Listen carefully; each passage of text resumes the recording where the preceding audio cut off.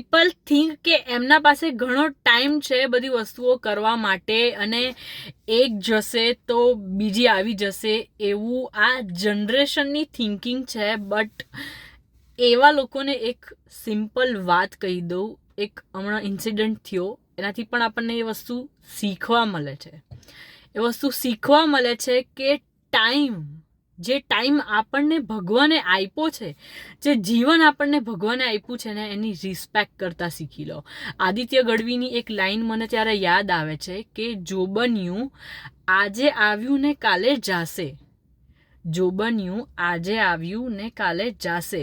આજે લાઈફ જે ભગવાને આપી છે ને, આપણે ઘણીવાર કેવું કરતા હોય કે ઈગોમાં ને ભ્રમમાં આવીને અમુક લોકોને ટેક્સ નથી કરતા, એટીટ્યૂડમાં આવીને આપણે એકબીજાના સાથે આપણી મનની વસ્તુઓ પણ આપણે નથી કરતા. કોઈને વાત કરવાનું મન થાય, કોકના માટે કંઈક વસ્તુ કરવાની મન થાય, કોકને મળવાનું મન થાય, આપણે એના ગુસ્સા, એના એટીટ્યૂડ, એના ઈગોના લીધે આપણે આપણા માટે પણ સ્ટેપ નથી લેતા. તો પ્લીઝ સ્ટોપ. જેટલો પણ ટાઈમ છે તમારા પાસે, use it. Go with that people. Book કરાવી લો એ ટ્રીપ જે તમે બહુ જ ટાઈમથી ઈચ્છા કરતા હતા. કારણ કે આ લાઈફ છે ને બહુ જ અનપ્રિડિક્ટેબલ છે. ક્યારે શું થઈ જાય ને વી ડોન્ટ નો. હા, એ વસ્તુ હું પણ માનું છું કે ભગવાનના ઈચ્છા વગર એક પાંદડું પણ નથી હલતું. એમની ઈચ્છા વગર કઈ જ વસ્તુ નથી થતી. પણ જે લાઈફ આપણને આપી છે એ યુટિલાઇઝ કરીને તો આપણે આપણી લાઈફને ઓર બેટર બનાવી શકીએ છીએ ને. આપણે શું કરવા એ ગુસ્સામાં, એટીટ્યૂડમાં, ઈગોમાં આવીને વસ્તુ નથી કરતા. આપણને ગમે છે કોકના માટે કંઈક વસ્તુ કરવાની. મને ગમે છે કેક લાવવાની, ફ્લાવર્સ આપવાની, કોઈને પેમ્પર કરવાનું, કોકને સાચવવાની, કોકને કેર કરવાની. તો we should do that and that's it. Life એક જ છે તો એને જેવી ગમે ને એવી જીવવી જોઈએ. કારણ કે ક્યારે શું થઈ જાય ને we all don't know that. આ વાત પછી અમુક લોકો મને એમ પણ કહેશે કે મેડમ અમે તો કરી જ લઈએ છીએ પણ સામેવાળા અમારા માટે આ વસ્તુ નથી કરતા. તમારા ઇન્ટેન્શન છે ને હંમેશા પ્યોર રાખજો. પ્યોર હાર્ટથી તમે જેના માટે જે વસ્તુ કરવા માંગો છો ને, તમે એ પૂરેપૂરું દિલથી કરજો. ભગવાન છે ને, ભગવાન એ બધી જ વસ્તુઓ જોઈ રહ્યું છે. તમને ક્યારે પણ નિરાશ નહીં કરે.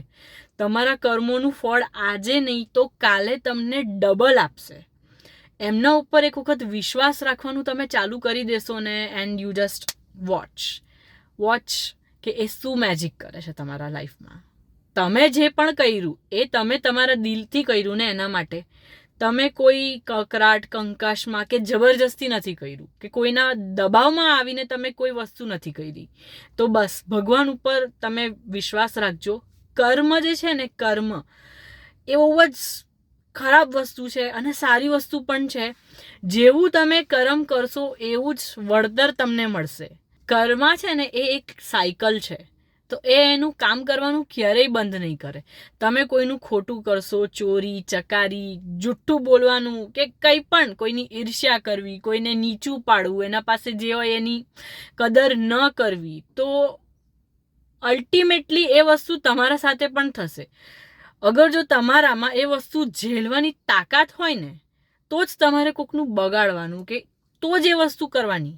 બાકી તમારું હાર્ટ પ્યોર હશે અને તમારા ઇન્ટેન્શન સારા હશે ને કોઈ માણસ કે કોઈ બી વસ્તુના પ્રત્યે, તો ભગવાન તમને કોઈ દિવસ નિરાશ નહીં કરે. હું બહુ જ્ઞાનની વાત નહીં કરીશ પણ એકદમ રિયલ અને રો ટોક્સ છે જે મેં મારા લાઈફમાં શીખેલી છે, જોયેલી છે, એક્સપિરિયન્સ કરી છે.